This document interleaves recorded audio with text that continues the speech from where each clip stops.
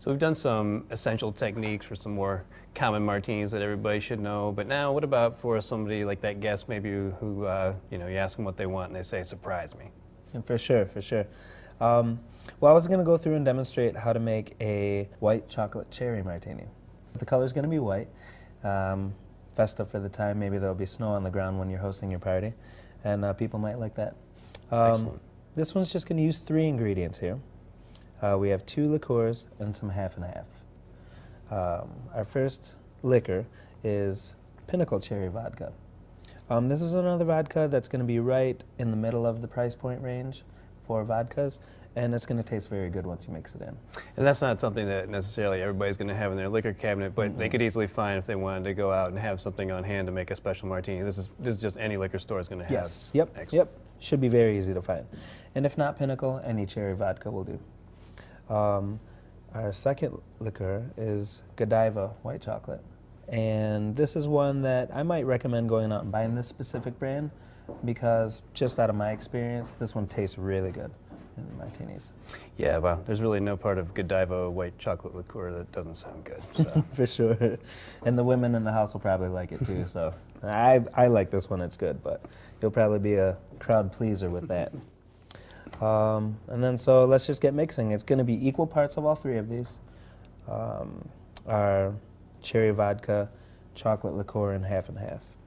And just like before, we're going to fill our shaker with ice.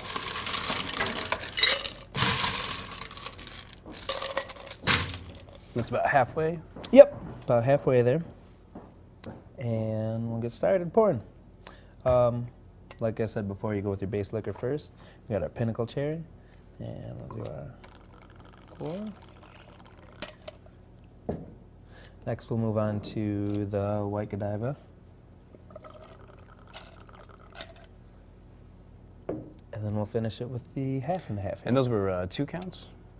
Yeah, they might have been short 3 counts, but we're learning all the lingo then. In my experience, bartending for many years, you can kind of get a sense of how fast the alcohol is coming out of the bottle.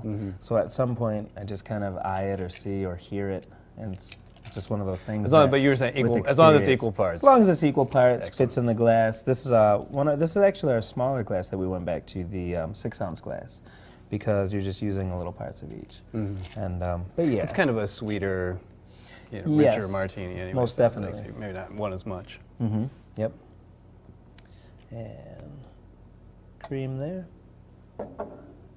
And these are our garnishes we'll add after we shake it up and strain it out.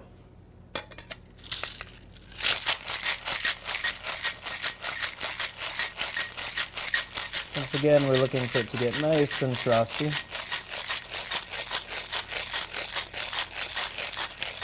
You know, one thing that people might not know is the ice, when you're shaking it, is essential in the mixing of all the different ingredients. It helps blend everything together, and so it's always good to replenish your ice whenever you're making drink to drink and rinse out your shaker. Oh, yeah. Yeah. Go ahead and strain that into there.